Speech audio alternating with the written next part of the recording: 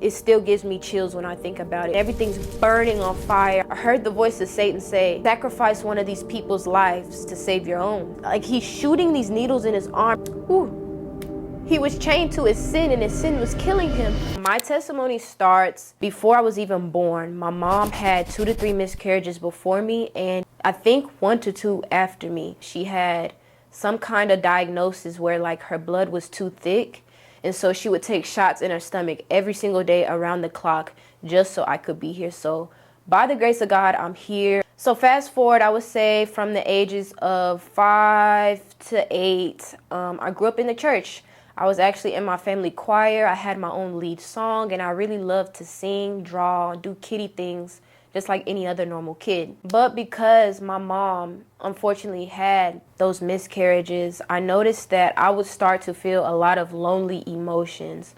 I do have siblings. I have 1 older brother and 2 older sisters, but it's a massive age gap. I'm talking like they're 30 and I'm 21. And so I don't have a close bond with them. And because of that, growing up, I felt really lonely. My parents would work a lot, and when they weren't with me, it was just me, myself, and I. And because my parents worked so much, I would have to walk to school. I lived maybe 5 to 10 minutes away from my elementary school at the time. And my parents were like, well, we don't want nothing bad happening to you. And so this was when Apple came out with the first iPhone. And so they're like, we're going to get you a phone so you can call us if there's any emergencies. Mind you, this little iPhone had no restrictions. I was able to get on the internet. Nothing was blocked. I was able to see everything. And so I remember as a child, I would be playing video games online, and there would just be these ads that popped up with very inappropriate stuff. And so I found myself from the ages of 7 to 8, 9, 10 up, I was addicted to, which I can't say, but put 2 and 2 together. And so outside of me spending time with my parents, I would play video games. I would hang out with my cousins a lot. We would go to my granny's house, or I would draw. I would do kiddie things. I would watch TV. I would just do what a normal kid would do. But one of the things that I did that was not normal is that I would actually start to eat out of boredom. So here I am, this black chunky girl in a white suburban society, which I didn't mention, but I grew up in a predominantly white neighborhood. And I noticed that on top of the loneliness, now here comes rejection, because there goes little Sally and little Elizabeth, and everybody's choosing them, and I'm kind of just the black sheep out of the friend group. But nonetheless, even though I felt rejected, I was still considered quote unquote popular because the Lord gifted me. I was actually really good at drawing at a very early age, and it was to the point where people would be like, oh, like draw me something, and like everybody wanted drawings, and I was just this cool artsy kid that everybody wanted to be friends with just because I could draw really well. And so fast forward, I would say from the ages now 12, 13, 14, 15, preteen, early teenage years, I stopped going to church. I don't know what happened, but my family and I, we stopped attending church. And in my early teenage years, I started to notice that this seed of loneliness and rejection started to fester in my heart. And what was once me using my art as a way to attract people to me, it was no longer working. To now me using my body, me attracting people with the love that I could give them. That's what I thought, at least. And so I would get really, really attached to my crushes. Like, I would be talking to a guy for a couple of weeks on Kick. If you know, you know, Kick. I would be kicking a guy for like a week, and I would always be like, oh, like I want him to be my boyfriend. Like, oh, like he likes me. And I would get so like caught up in this fantasy love because I yearned for companionship so bad. And so this is when things start to take a turn in my life, a very sharp turn. At the age of 15, I developed a crush on this guy, and he didn't like me back. I remember at the time I was still a little bit curvier than the girls that I would go to school with, and I remember he, quote unquote, verbatim told me, he was like, hey, yeah, like I just like skinnier girls. And I just remember it broke me. Like, I remember I felt unvaluable. I would literally say that I had a soul tie with this guy because I literally felt like if we weren't talking, that I was literally losing my mind. It was so bad. I was severely attached, and he didn't want me. And so I decided I'm going to take it into my own hands. If you like skinnier girls, then I'm just going to get skinny. And I remember that I was playing volleyball. I was an athlete, and I would go to school, go to practice, come home, and I would just run a couple miles. I would barely eat just so I could lose weight so that he would finally like me. And looking back at it, it's so sad because I don't think any little girl should go through anything like that. And so with this, I also became very promiscuous. My porn addiction got worse, and I just remember I became sexually active with this guy. I thought that anything that I could have done in my power for him to like me, I wanted to do it because I yearned for companionship so bad. And I remember even after me losing weight, he still didn't want me. And I remember just going into this spiral. I literally allowed him to become an idol in my life to the point where I just wanted nothing to do with myself anymore. And I remember that was the first time I ever tried to attempt. I was 15 years old. I was in my room one night and it was dark. I had the lights off, and at the time, I don't know what it is about me, but I love me some rock and roll music. My daddy, I get that from my daddy. But I remember I was listening to some really dark and demonic music at the time, and I just remember I literally went into a manic episode, like just full on oppression, demonic activity. I just remember I was like, why doesn't he want me? And I was just tearing up everything. I remember I just started hitting myself in the head, like I had knots all over my head.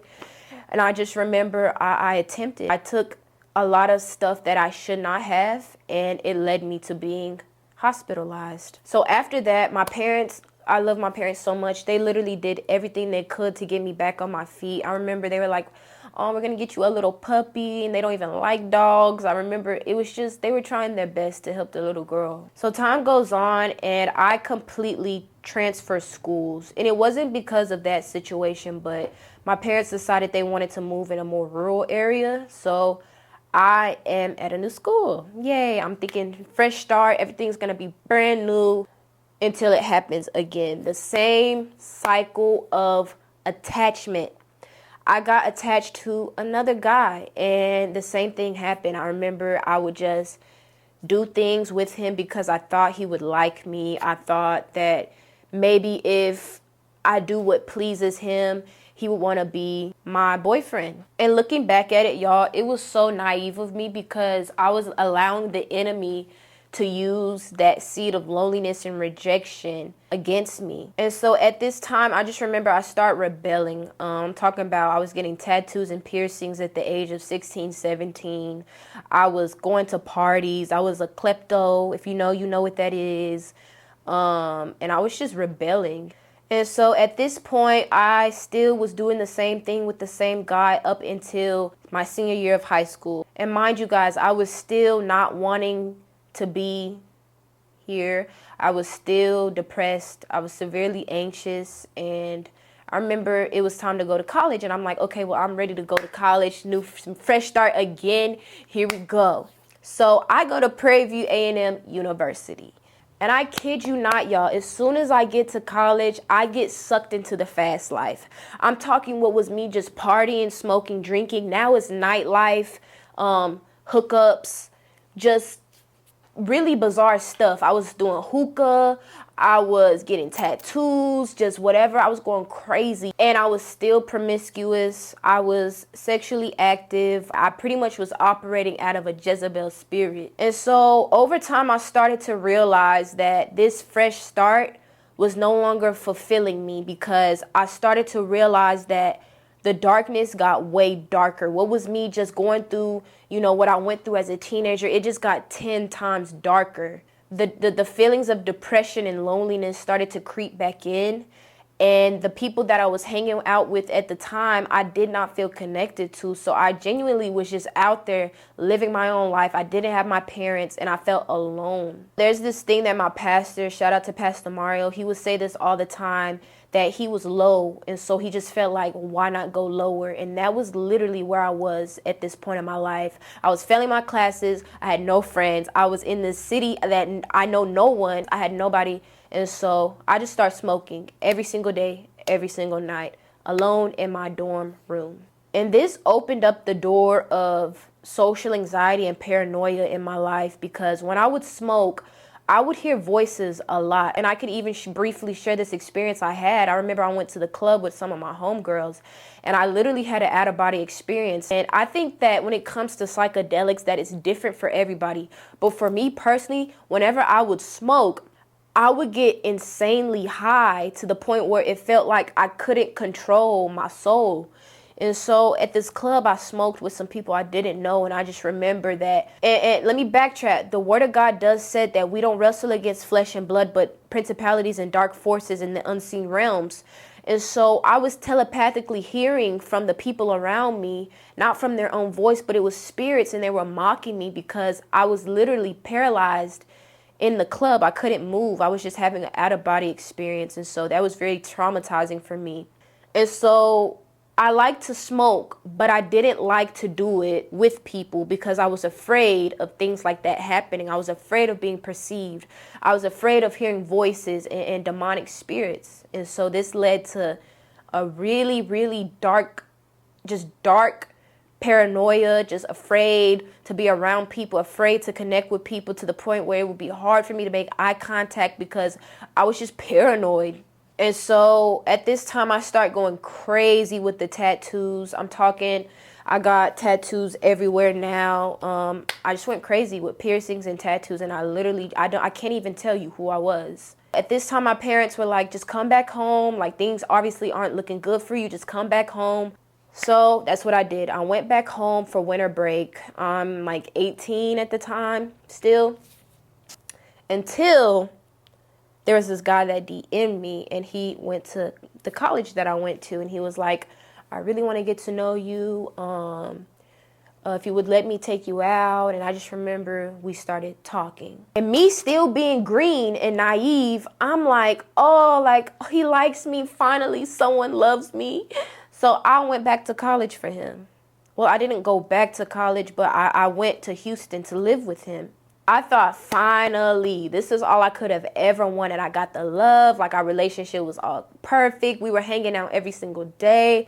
We lived together. We had an apartment.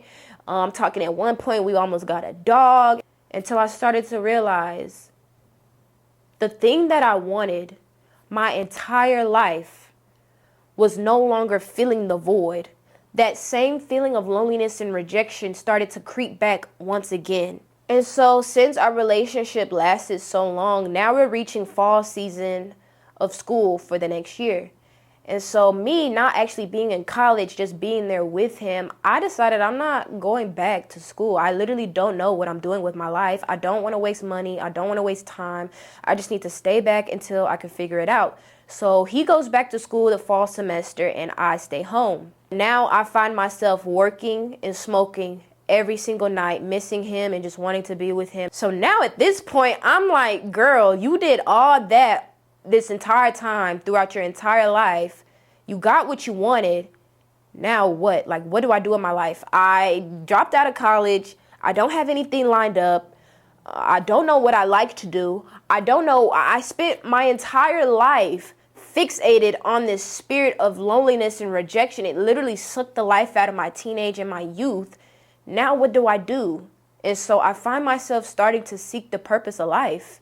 And I'm starting to like wonder, and I'm low-key getting into witchcraft. I'm looking up what do I do, like crystals, and I'm looking at TikTok videos of the tarots, and I'm like, what do I do with my life? I'm tired of smoking and working every day. I want to work towards something. I'm like, I don't know nothing about no witchcraft, but I do know something about Jesus Christ. So I'm going to go back to the roots and see if maybe he can help me. And so I remember at this time I started seeking after the Lord, but I was still in my sin. I was still smoking, still drinking, still partying, still a klepto, still a fill-in-the-blank addict. I was still sexually active. I was still promiscuous, you name it. But even though I was doing all of these things, I genuinely had a heart that wanted to know God. I genuinely would pray like, Lord, like, I don't know what I'm doing. I don't know where I'm going, but I need something. And so I remember at this time, he encountered me. And it was the first time I had ever been encountered by the Lord. I remember this vividly, that I was laying in my bed, and I don't know if I was high. I don't know if I was sober. But all I can remember is that it was literally like he took my soul out of my body and he held it in his hand, and his hand was large, and I felt so small and comfortable in his hand. And I just remember him saying, this is what it's gonna feel like once you surrender and give yourself to me. Because like I said, guys, I had paranoia. I was socially anxious all the time, and it was like that anxiety lifted off, and I literally felt like I came out of my body. Then he placed me back in my body, and it just went away. The encounter went away, and I was like, wow, like I've never experienced light like that ever in my life. I need to know more. Like, I want to know more about you, Lord. So at this time, I'm feeling hopeful. I'm like, wow, like God is real. Like at this point, I'm like, that I'm not crazy. Like this can't be just some random thing. Like God is real. And so it made me curious to seek him more. And this is when everything, if y'all thought earlier that was a sharp turn, baby, this is a full-on jerk 360. This is like a big turn. Literally a week later, after that first encounter I had with the Lord, I developed a pink eye. And I'm not just talking any kind of pink eye. It was to the point where the doctors were confused because I got pink eye in both of my eyes. And they were saying, like, usually when people get pink eye, it starts in one eye and goes into the other. But in my case, I had just straight up pink eyes. I'm talking like my eyes were bloodshot red. It was to the point where my mom was like, you need to put glasses on because you look crazy. You look mad scary. And so I remember I had pink eye, and I also developed strep throat, which I've never had either of those before. And so I'm like, this is weird. Like, how did I just randomly get sick like this after I had an encounter with the Lord? But I'm brushing it off. I'm still in my sin, still smoking. And I remember this one night specifically, I had smoked, and I wouldn't smoke blunts, but I would smoke like a little dab pen. So I'm in my bed, and I got high, and I remember I was binge watching Elon Musk, I think, and Kanye West and Elon Musk interview, and all of a sudden, I just literally start to feel sexually assaulted, and there's no one in the room. I remember I felt pinned down into my bed, like my entire back and shoulders were like chained into the bed, and I just remember I felt this dark presence sitting on top of me. I felt like I couldn't move, and I didn't realize that it was a spiritual experience, but thinking back at it now, I know for a fact it was. And I just remember I felt spiders coming out of my mouth, and it was just, I felt like I was being tormented, and all I could do was just hide under the cover and pray until it lifted off. That's all I knew to do. I just prayed, Lord, help me, Lord, help me, Lord, help me, Lord, help me. And I just remember I just passed out. Me still being green, still being naive. I brushed it off. I'm like, okay, that's weird, whatever. Still smoking. Still same old, same old. So a week following, I'm like, well, I'm still curious about God. I ended up joining a women's fellowship because I wanted to be connected to fellow believers, and I wanted insight to this walk with Christ. And I kid you not, y'all, the more I sought after God, the deeper and the darker the demonic attacks got. Now, what was me being attacked physically is me being attacked mentally and spiritually. I start to have demonic dreams night after night after night after night for an entire month straight. And I can literally recall some of the dreams I had. I remember one dream I had. It was literally of the world ending. I remember the world was dark, pitch black, and there were just these tornadoes that were huge, just like going all around the world, and I was alone in this desolate. Everything was desolate. If you could picture like a destroyed building, that was what everything looked like. Everything was destroyed and desolate. And I also remember I had another dream, and this one, it still gives me chills when I think about it. But I was literally in this hotel, and I couldn't see Satan, but I literally heard the voice of Satan. I'm in this hotel, and everything's burning on fire. I'm talking smoke and fire out of the windows. And I didn't know what it was back then, but now I know that it was hell. And there were people chained into these rooms, these hotel rooms, to their sin. And I remember I heard the voice of Satan say,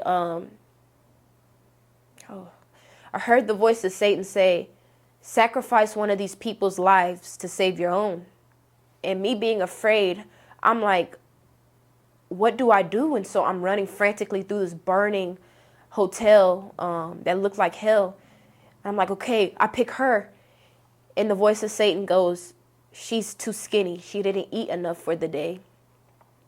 And he's like, pick someone else. Oh my gosh, it's still touchy when I talk about it. I'm sorry, y'all. So I'm like, okay, I'm going through this hotel again, and I see this veteran, and he was chained to his bathtub. He was chained to the bathtub, and he was shooting needles in his arm. He just kept shooting needles, but I could tell it was tormenting him. So he's shooting these needles in his arm, and he's like, like it was like his sin was killing him. Ooh.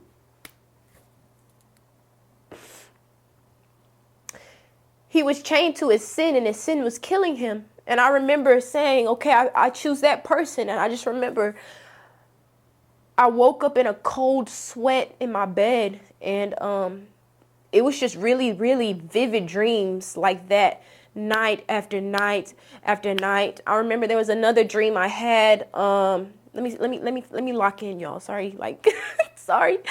I remember there was another dream I had, and I think it was like the end of it reminded me of the end times, because there was a famine, and I'm talking about people were in the streets selling and buying food. Everybody was poor, and the world was run by the military. And I remember my mom and we were making food in the living room, and I had went out to go get groceries in the streets, and I was pregnant with a child. And I remember I go back home, and she's making lunch or making dinner, and out of nowhere, these military men, they barge in, and they shoot my mom. They killed her in the dream. And I just remember going, no. And next thing you know, I turn around, and they shot me in the stomach with the baby. And so it was just very, very dark and traumatic dreams that I never had before. And it was to the point where I developed insomnia. I had dark circles under my eyes. I was not getting any rest whatsoever. My mom had to sleep with me because they were so severe. I felt like I couldn't be left alone. And like I said, this went on for an entire month straight. And so at this point, my mom's like, I don't know what's going on, but we're going to need to take you to the hospital because this seems like something mental. We're going to try to get you some anxiety medications, because my mom was trying to do what she knew she could do. They checked me into the hospital, and they were saying, in order for you to get medications, you're going to have to go to a mental facility. We can't just issue anxiety medications to everyone who comes in here. And so I remember I was like, I don't know what it was, but it was something in me. And now I'm looking back at it, it was the Holy Spirit. He was already moving. God was already moving. But something in me was just like, God can help me through this. I don't need medications. I don't need to go to a mental facility. I've already been to the hospital for my attempt. I actually did go to one of those facilities when I was 15 when I attempted, and I just remember it was a very dark place. A lot of people probably don't talk about this, but when you go to these places, there's no windows. You come into agreement with that situation because it kind of makes you feel like, oh, I am crazy. Oh, I do need help. Oh, I'm in this place. This is who I am. And so I remember at 15, I went for a couple of days after that attempt, and I was like, nah, this ain't for me. And so I just remember I had healed and whatever, that was that. But I was like, I'm not going back there. I'm not about to do that. God can help me. There was something in me that was like, God can help me. And so I remember we left the hospital, we went to Kroger, and we just got some sleep medicine, just something to knock me out so I would stop having dreams. At this point, the dreams continue. Even with the sleep medication, even with melatonin, I still kept having dreams night after night after night for an entire month straight. And so at this point, I'm like, I don't know what to do. I'm at the end of my rope. And I remember I had yet another encounter with the Lord. And he revealed to me Exodus 14:14. And I still remember this verse. Be still, for I, your God, will do the fighting for you. And I don't know what it was about that verse, but it literally pierced a part of my soul in a way where it gave me strength. It gave me it literally stirred me up in strength and courage in this situation that I was facing. And so at this point, my mom's like, all right, girl, I'm tired of sleeping in your bed, because she was still sleeping with me. She's like, I miss my bed. My back is hurting in this bed. I miss sleeping with my husband, just being with him. And so I remember I felt so defeated, not because she wanted to leave me. Obviously, like, I know she wasn't going to be able to sleep with me forever. But I just remember feeling so broken and defeated because it was like, what do I do? Like, I'm literally being tormented. I feel like I'm losing my mind. Like, what do I do? And I remember I was reminded of the verse, Exodus 14:14. Be still, for I, your God, will do the fighting for you. And so I remember a couple nights go by, she's still sleeping with me, and I'm like, God, I give up. Like, I am done. And I just remember being in my bathroom floor, on my knees, my arms stretched out wide. The floor is drenched with my tears. And I remember just laying it all down. I surrendered. I said, Lord, I can't do this anymore. I can't. I literally felt like I was cornered. I had nowhere else to go. Like, I genuinely did not know what to do. Like, I had nowhere else to go. I had nothing else that could have saved me from what I was going through. And so I laid it down and I said, Lord, if you are the God that I know you to be from when I was a little bitty baby singing in your choir, you can save me from this. And so I remember I decided I was going to sleep alone that night. And I kid you not, y'all, I slept like, to this day, I don't even think I've slept that good. I literally slept so good. No dreams, no visions, no medication, no mom sleeping with me, no lights, no nothing.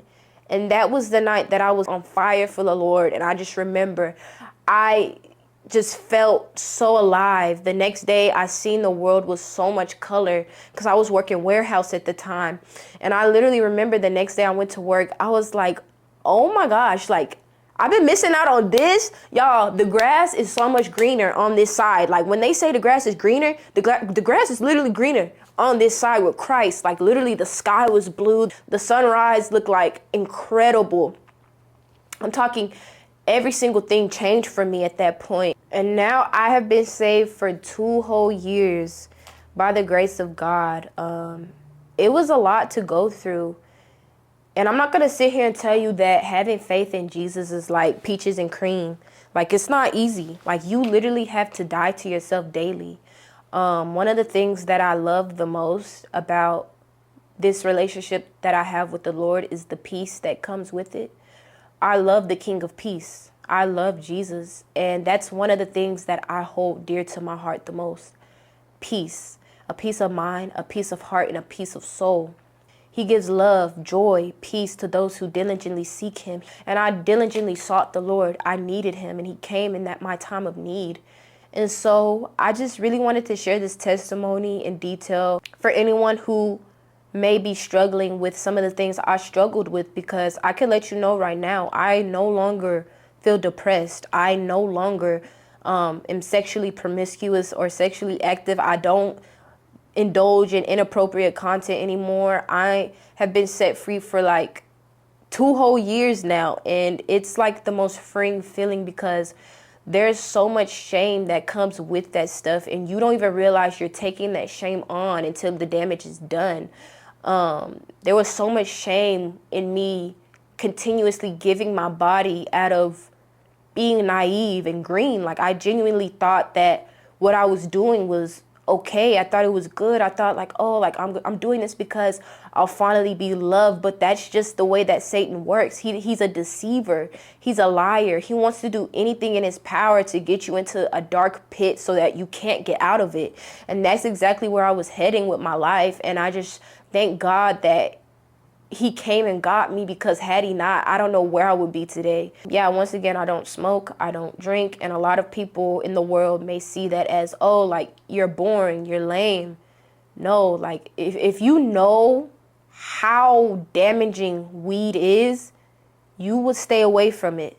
I kid you not, I developed a severe social anxiety from smoking weed because I was paranoid, and I would hear voices. And when you access the spirit realm illegally, You go into spiritual places where you have no business being without the protection of the Holy Spirit. And that's exactly where I found myself when I would smoke weed. Me being chosen a child of God, you being chosen and a child of God. The enemy wants to destroy you. He wants to destroy your purpose. He wants you to be strung out on weed. He wants to get you distracted. He wants you to be outside of God's will so he can snatch the destiny that God placed before you. And I'm not saying this just so you could hear a motivational speech. I'm saying this because at the end of the day, you're either going to go to heaven or hell. Everyone has an end destination. And whether you like it or not, there is a hell. There is a place of fire and brimstone, a lake of fire. And God doesn't want anyone to go there. That's not his will. His will is that we would come back to him and be with him for eternity, the way he set it out to be from the get-go. But we think that we can do things in our own will and our own strength. Just like me, I thought that maybe if I would have sex with all these people and if I would just be who I thought other people needed me to be, that would make me okay. But it did the exact opposite. It's the same way with you and I when we decide to do things outside the will of God. We cannot lean on our own understanding.